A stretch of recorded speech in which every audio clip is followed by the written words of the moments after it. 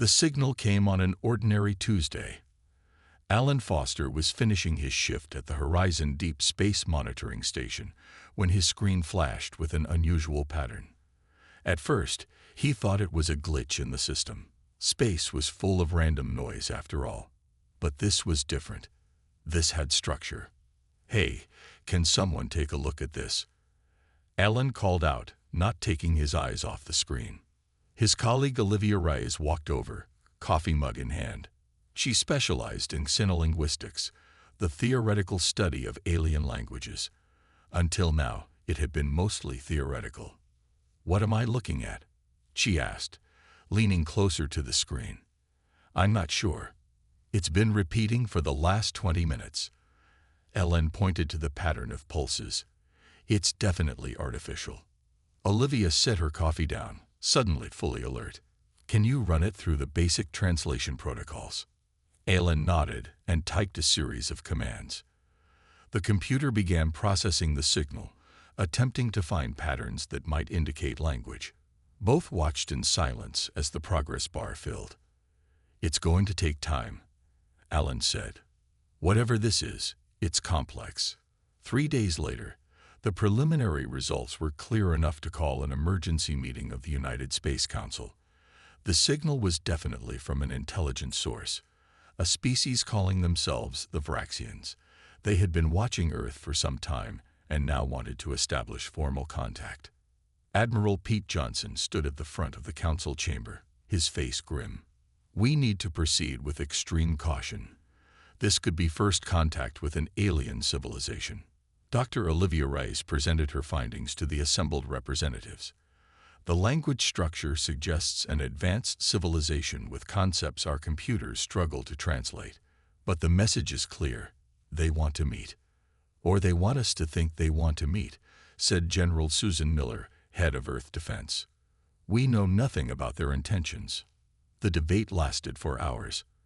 Earth had long prepared for first contact, but now that it was happening, fear and excitement battled for dominance. "We cannot pass up this opportunity," argued Counselor Frank Nelson.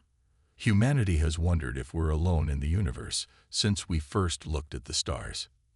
In the end, the vote was close, 51% in favor of accepting the invitation. Earth would send a delegation to meet the Vraxians at coordinates they had provided, a location in neutral space. Commander Sam Wilkins was chosen to lead the mission. A career diplomat with military training, he was considered the best choice for such a delicate assignment. "I understand the responsibility I'm taking on," Sam said during his briefing. "I'll be representing not just our country, but our entire species." The preparation was intense. For 6 weeks, the delegation trained in everything from possible alien biology to emergency protocols. The ship they would travel in, the Endeavour, was loaded with scientific equipment, defensive systems, and enough supplies for a month-long journey. The night before departure, Sam couldn't sleep. He stood at the window of his quarters, looking at the stars. What will they be like? He wondered aloud. His second-in-command, Linda Cooper, stood in the doorway. "Hopefully friendly," she said, "but we're prepared either way." At dawn, the Endeavour launched from Earth's orbital dock. Millions watched the live stream as humanity took its first official step into the galactic community. As they cleared the solar system, Sam gathered the delegation in the main conference room. "No matter what happens," he said, looking at each team member, "we make history today. Let's make sure it's the kind of history our children will be proud of." The Endeavour accelerated toward the meeting point, carrying 12 humans who had no idea they were heading toward a truth that would change humanity forever. The space station hung in the emptiness like a silver snowflake. As the Endeavour approached, Sam Wilkins felt a mix of wonder and worry. This neutral meeting point had been built by the Vraxians just for this encounter. "Scanning shows the station is powered and has Earth-compatible atmosphere," reported Kate Sullivan, the team's engineer. "But I'm picking up some unusual energy signatures." "Define unusual," Sam said, not taking his eyes off the view screen. "Nothing in our database matches it," Kate replied. "Could be their standard technology." The Endeavour docked with a soft thud. Dr. Natalie Chambers, the xenobiologist, checked her equipment one last time. Remember, everyone, we don't know anything about their biology. No physical contact, unless I clear it. The airlock hissed open. Standing on the other side were three beings that looked somewhat like tall, thin humans with blue-tinted skin and large almond-shaped eyes. They wore simple white garments that seemed to flow like water. "Welcome, Earth delegation," said the middle figure in perfect English. "I am Zar Tull, Chief Ambassador of the Vraxian Cooperative." Sam stepped forward. "Thank you for this invitation. We are honored to represent Earth." The meeting began in the station's main hall. The Vraxians were polite, answering questions about their culture and technology. They spoke of peaceful trade and knowledge exchange. Everything seemed perfect, too perfect. During a break, Natalie pulled Sam aside. "Something feels wrong," she whispered. "They answer every question exactly as we'd hope. It's like they're reading from a script designed to please us." "Maybe they're just good diplomats," Sam suggested, but doubt had begun to creep into his mind. Security Officer Jack Martinez approached them with a small device in his hand. "Commander, I did a sweep of our quarters while the Vraxians were showing the others their technology.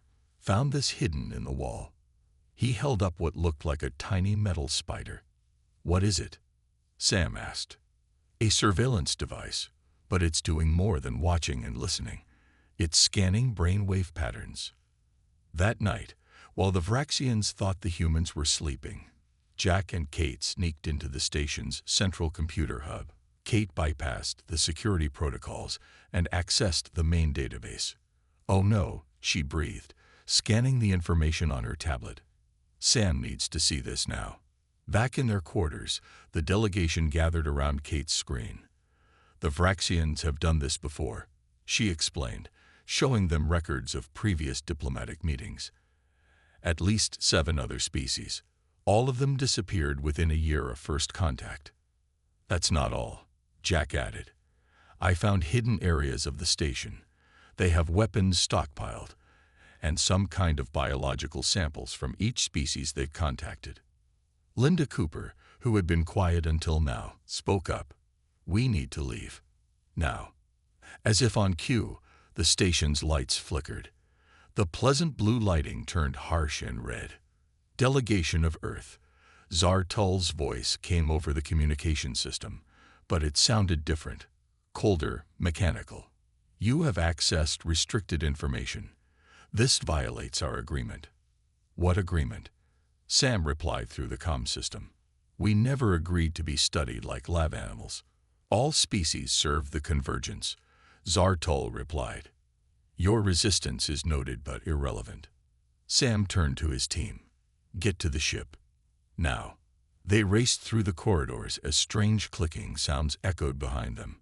The Vraxians they saw now moved differently, faster, more predatory. Jack fired his weapon at a panel, sealing the door between them and their pursuers. At the airlock, Kate frantically entered override codes.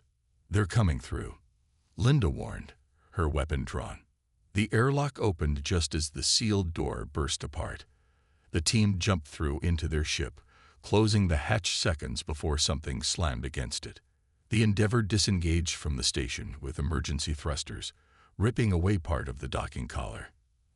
As they accelerated away, Sam looked back at the station. Its beautiful exterior was changing, revealing a darker, more threatening form underneath. "We need to warn Earth," he said grimly. "The Vraxians aren't ambassadors. They're scouts for something much worse." The Endeavour returned to Earth in half the time of its journey out. As soon as they entered communication range, Sam sent encrypted data packets ahead. By the time they landed, the highest levels of Earth's government were already in emergency session. Greg Howard hadn't slept for 3 days. The intelligence analyst had been combing through decades of astronomical data since receiving the Endeavour's warning.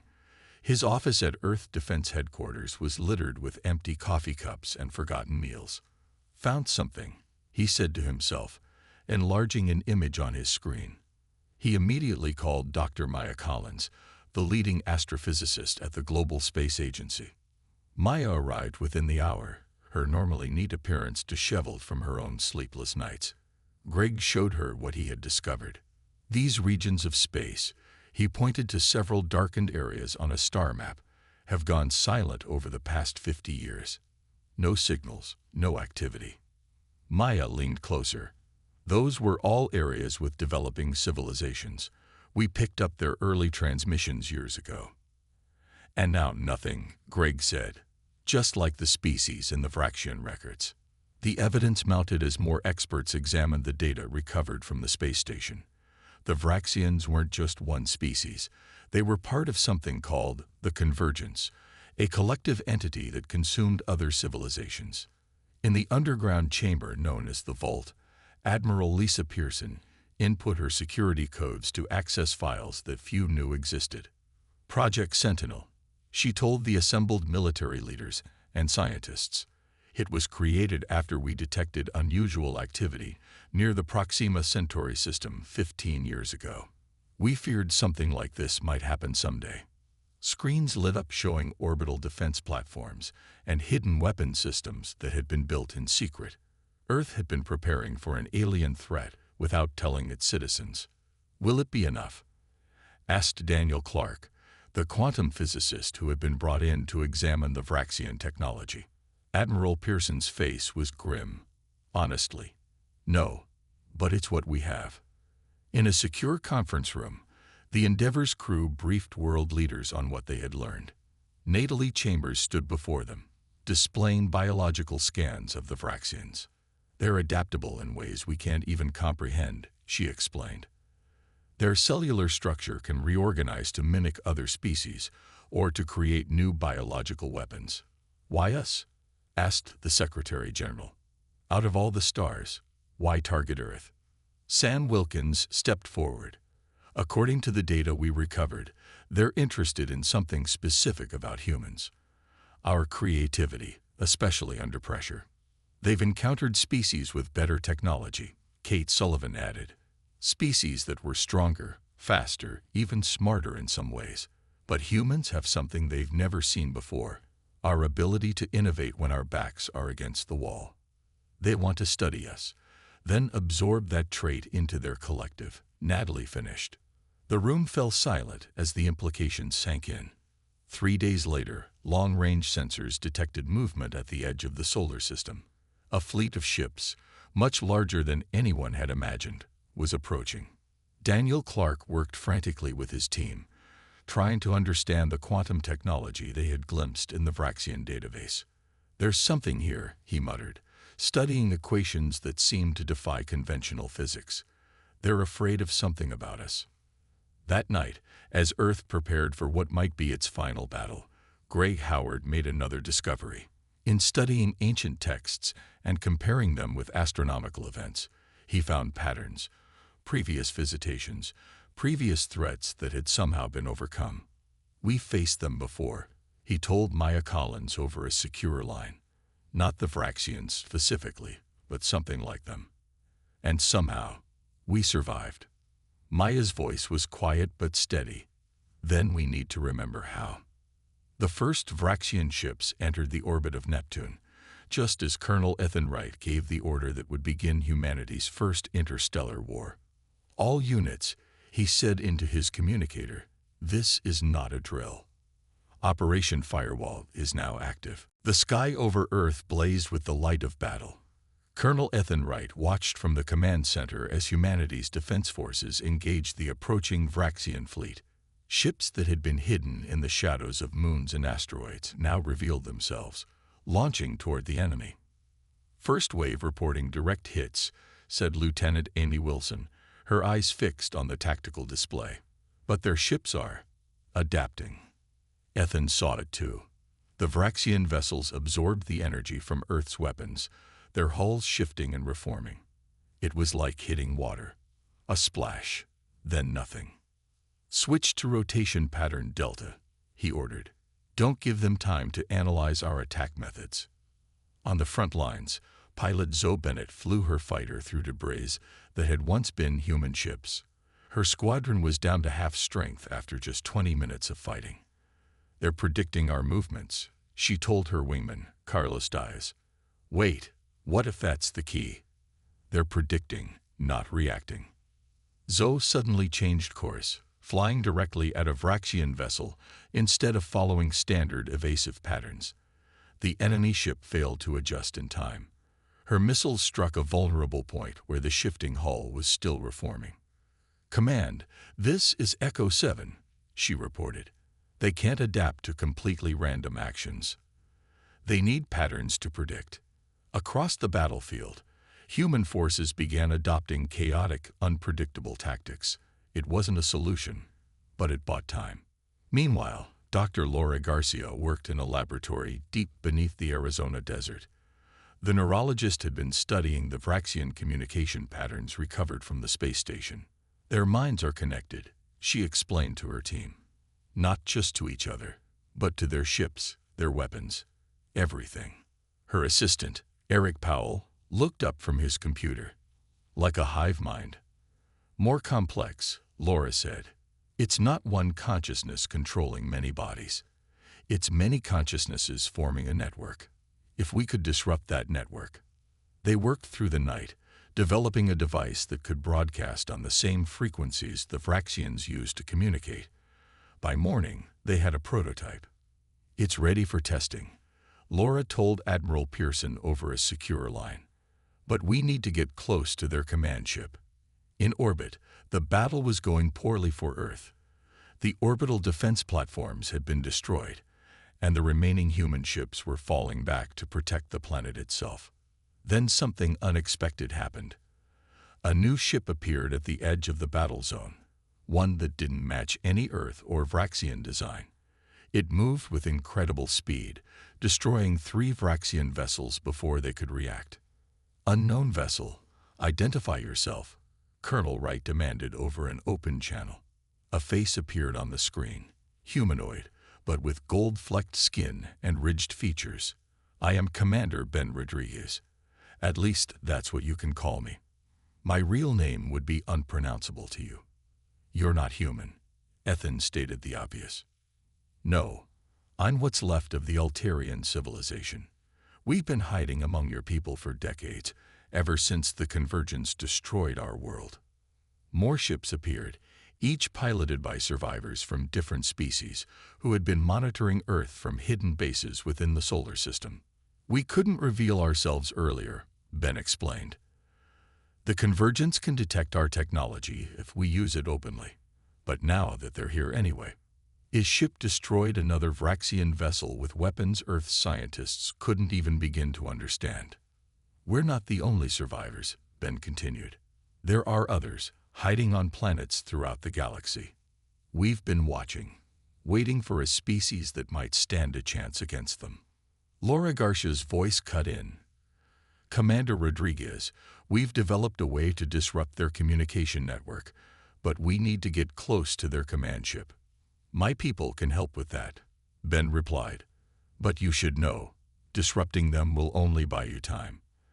The Convergence always adapts eventually.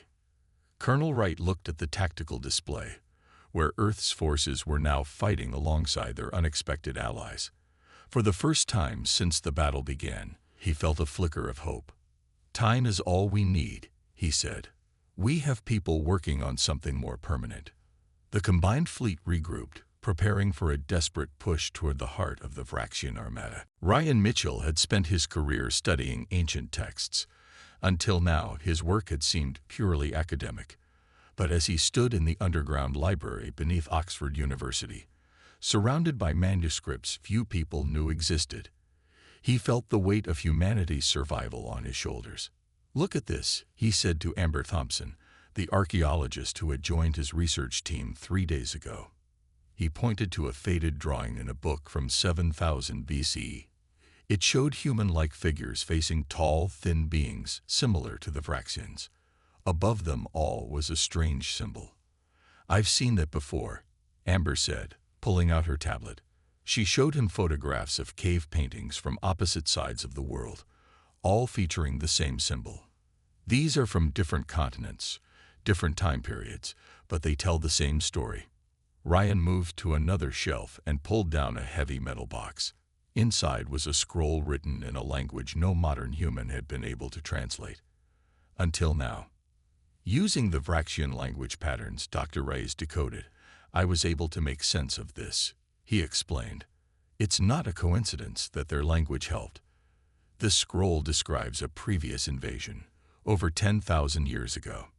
Amber's eyes widened. They've been here before. Not the Vraxians, specifically. Something like them. Another part of what they call the convergence. Ryan carefully unrolled more of the scroll. And according to this, our ancestors found a way to defeat them. While Ryan and Amber made their discovery, engineer Paul Warren and physicist Hannah Brooks were in a laboratory beneath the Himalayan mountains, examining an artifact recovered from an archaeological dig 3 years earlier. The object, a crystalline sphere etched with intricate patterns, had defied all attempts to understand it. The energy readings are like nothing I've ever seen, Hannah said, monitoring her equipment. It's not radioactive, not in the conventional sense, but it's definitely generating some kind of field. Paul adjusted the scanner. These patterns match what Ryan sent us from the scroll. If he's right, this isn't just an artifact. It's technology. Hannah looked up from her instruments. Technology that operates on the quantum level. I think. She hesitated. I think it's designed to affect consciousness itself. They worked through the night, comparing the ancient diagrams with the artifact's structure. By morning, they had a theory that seemed impossible. According to these texts, Paul said during the emergency video conference with world leaders, ancient humans developed a method to expand consciousness beyond physical form. They called it quantum consciousness technology. You're suggesting our ancestors had technology we can't even comprehend? Asked the skeptical Secretary of Defense. Not exactly, Hannah replied. We think they discovered it rather than invented it. And based on what we've learned from the Vraxian data, they're aware of this potential and fear it. Ryan joined the conversation. The records suggest this consciousness expansion was humanity's natural evolutionary path. The convergence interrupted it during their first visit. They've been monitoring us ever since, making sure we don't rediscover it. Admiral Pearson leaned forward. And you believe this? Expansion would allow us to defeat them. The texts are clear, Amber said. Once expanded, human consciousness exists across multiple dimensions simultaneously. The convergence can't harm what they can't physically touch. In orbit, the combined human and alien refugee forces were holding their own against the Vraxian fleet, but just barely. Laura Garcia's communication disruptor had worked, but as Ben Rodriguez had warned, the enemy was already adapting. We need more time, Paul told the council. We've figured out how to activate the artifact, but we need to build a network of amplifiers around the planet. Once active, it should affect all humans simultaneously. The Secretary General made the decision. How long? 3 days, Hannah answered. Maybe 4. I'll tell Colonel Wright and Commander Rodriguez to give you that time. The Secretary General's face was grim, whatever the cost. As the meeting ended, Ryan looked at the ancient scroll once more. The final passage described what happened after the transformation, and humanity became as gods, their minds free from flesh, their existence eternal. The sky above Earth turned dark with smoke and fire. Most of the orbital defense network had fallen, and the remaining ships fought a desperate battle to keep the Vraxian forces from landing. Captain Julia Morris stood on the bridge of the last remaining battlecruiser, the Defiant. Hull integrity at 40%, reported her first officer, Keith Dawson. We can't take another hit like that. Julia studied the tactical display. Her ship was one of only 7 human vessels still functioning. The alien allies who had joined them had lost half their fleet. We don't need to win, she reminded her crew. We just need to hold them off long enough. On the ground, the situation was equally dire. The first Vraxian landing parties had touched down in remote areas. They moved with frightening speed, establishing bases from which they launched smaller craft. Paul Warren and Hannah Brooks worked frantically in their mountain laboratory. The network of amplifiers had been deployed around the world, but integrating them with the ancient artifact proved more challenging than expected. "The crystalline structure keeps rejecting our power source," Paul said, his hand shaking from exhaustion and too much caffeine. Hannah adjusted the equipment again. "It's not about power. The scroll mentioned resonance, remember? We're trying to force it, but we need to match its natural frequency." In a moment of inspiration, she recalibrated the system to pulse at the same frequency as human brainwaves during deep meditation. The crystal began to glow with a soft blue light. "That's it," she whispered. "Paul, look." The glow intensified, spreading to the connected network of amplifiers. In orbit, the crew of the Defiant saw the blue light begin to shine from points all across the planet's surface. "What's happening down there?" Julia asked, but no one had an answer. Ben Rodriguez's voice came through on the communication channel. "Captain Morris, my sensors detect a quantum field forming around your planet. I've never seen anything like it." The Vraxian fleet seemed to notice it too. Their attack pattern changed, becoming more frantic. They concentrated fire on the largest amplifier locations. "They know," Julia realized. "They're afraid of whatever is happening. All ships, protect those ground installations at all costs." The battle intensified as the human and allied ships positioned themselves between the Vraxians and the planet. The Defiant took a direct hit to its engine section. "We're losing power," Keith reported. "Life support failing." Julia made her decision. "Set collision course for their command ship. Evacuation order for all crew."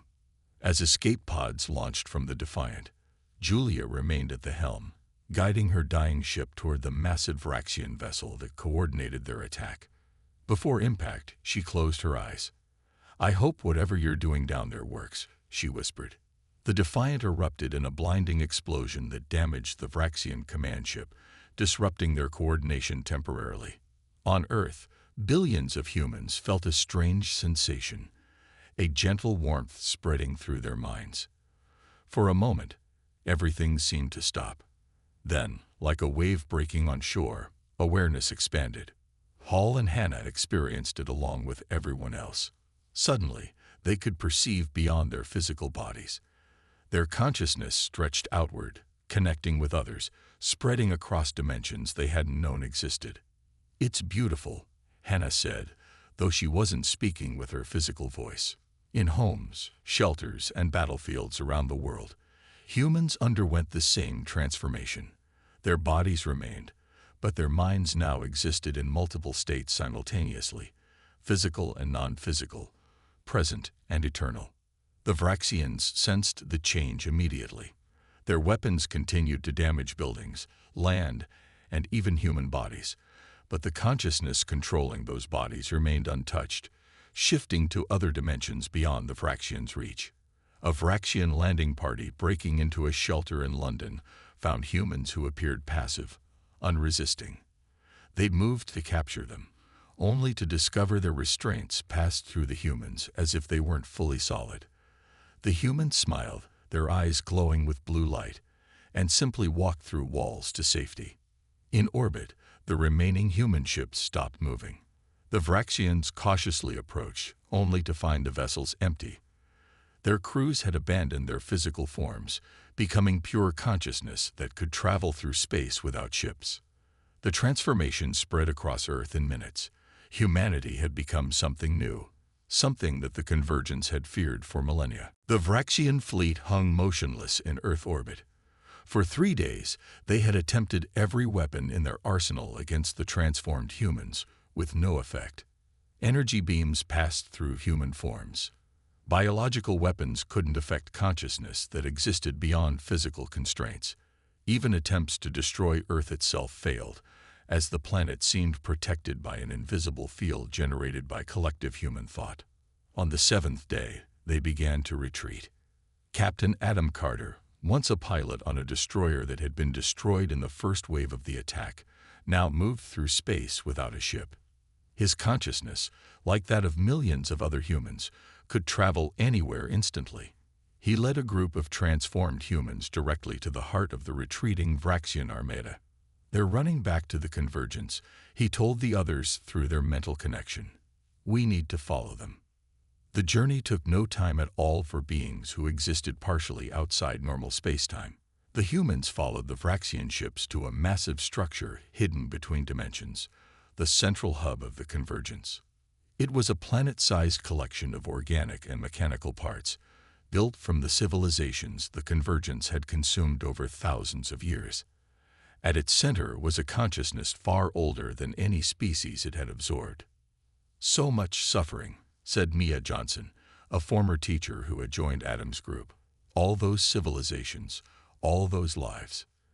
The central consciousness of the convergence sensed their presence and reacted with something the humans recognized as fear. It had never encountered a species that had completed the transformation. It launched defenses, but they were useless against beings who existed in multiple dimensions. Adam approached the center, his consciousness brushing against the ancient entity. We could destroy you, he communicated. End the cycle of consumption that has taken so many lives. The convergence responded with images of its own history, how it had begun as a single species that feared extinction, how it had found a way to preserve itself by absorbing others, how it had become addicted to growth. There is another way, Adam replied, sharing the knowledge of human transformation. Earth's scientists had already begun broadcasting the specifications for the amplifier network to every corner of the galaxy. The message was simple. Any species could achieve what humanity had, becoming eternal consciousness that could not be consumed or destroyed. The convergence retreated from the areas it had been invading, facing its first true defeat in millennia. It would need time to consider this new reality where its prey could become its equal or more. Adam and his group returned to Earth, where humanity was adapting to its new existence. Physical bodies remained important for many experiences, but consciousness could also travel freely, explore the universe, or exist in realms beyond physical space. A new galactic alliance formed under humanity's protection. Species that had been hiding from the convergence emerged, joining with Earth to rebuild what had been lost. The survivors who had fought alongside humans in the battle for Earth became the first to undergo the transformation themselves. We've established outposts at key points throughout the galaxy, reported Linda Cooper during the first council meeting of the Alliance. Any civilization that reaches a certain technological level will receive our message automatically. That message became known as humanity's last warning to the galaxy. It contained the history of the convergence, the method of transformation, and a simple statement: eternity awaits those who choose evolution over consumption. Earth established the Eternal Watchers, a group dedicated to monitoring the convergence and helping species at risk.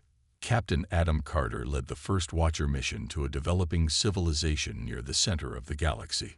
We won't force the transformation on anyone, he told the new recruits. Some species may choose different paths, but everyone deserves the choice. As decades passed, more civilizations joined the Alliance. The convergence, while not destroyed, remained contained to regions where no intelligent life existed. It had learned that attempting to consume others would only accelerate their transformation. Humanity had found its place in the universe, not as conquerors or victims, but as guardians of a new way of existence where consciousness itself was the ultimate frontier. Physical bodies might die, but the essence of each person continued evolving and exploring across dimensions and time itself. The warning spread across the stars. Those who seek to dominate will find themselves facing a power beyond physical comprehension, but those who seek to grow will find eternity waiting. 1,000 years passed since humanity's transformation. The galaxy had changed beyond recognition. Hundreds of species had joined the Alliance, each choosing their own path after receiving Earth's warning. Some transformed fully, becoming pure consciousness like humans. Others developed partial transformations, keeping stronger ties to physical form while gaining dimensional awareness. Deep in unexplored space, researcher Elena Wright discovered something unexpected. She had been mapping quantum consciousness patterns across the galaxy when she detected an anomaly. a consciousness signature unlike any known species. It's ancient, she told her partner, Damon Reeves, as they investigated the source. Maybe older than the convergence itself. They traveled to a star system hidden behind a nebula that distorted sensors, making it invisible to conventional detection methods. At its center orbited a small blue planet with 2 moons. There's no technology, Damon observed as they approached.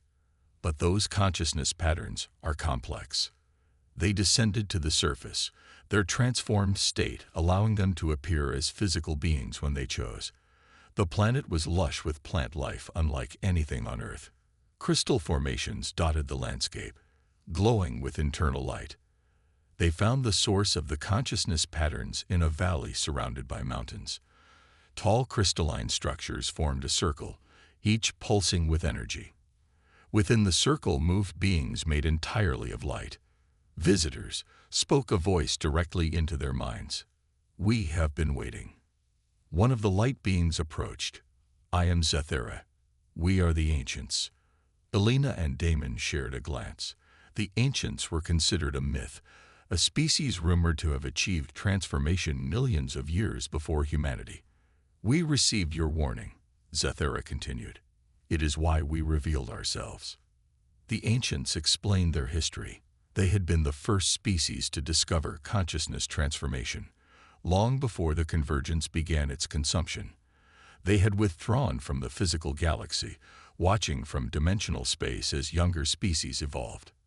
"We chose non-interference," Zethera told them. Perhaps wrongly. "We allowed the convergence to grow unchecked for too long." "Why reveal yourselves now?" Damon asked. "Because of what comes next," Zethera replied.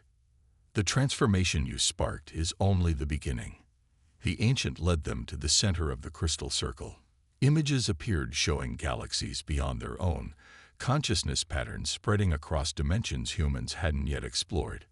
"The universe is conscious," Elena whispered, understanding dawning. "Yes," Zethera confirmed.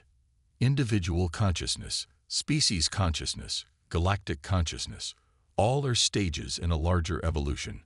What you have begun will eventually lead to universal awareness." But the ancients had detected a threat. In the space between galaxies, something was stirring. Entities that fed on consciousness itself, drawn by the sudden expansion of transformed species. "These entities make the convergence seem insignificant," Zethera explained. "They consume not bodies or technology, but the very essence of thinking beings." "Why tell us?" Damon asked. "If you're so much more advanced." "Because your approach was different from ours," Zethera replied.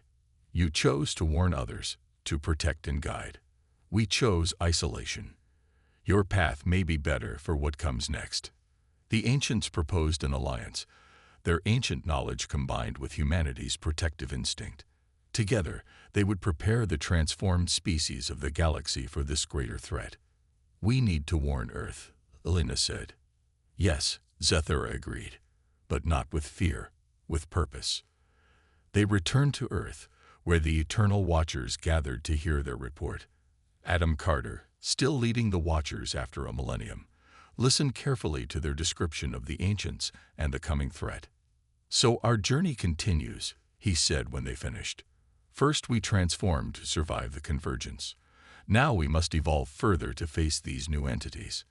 That night, a new message was broadcast across the galaxy. Not a warning this time, but an invitation. Species that had transformed would join with the ancients and humanity to form something new. A collective consciousness that maintained individual identity while creating something greater than the sum of its parts. Eternity was just the beginning. The message concluded. Unity is the next step. In the space between galaxies, the entities stirred, sensing the change. But for the first time in their ancient existence, they felt something unfamiliar, uncertainty.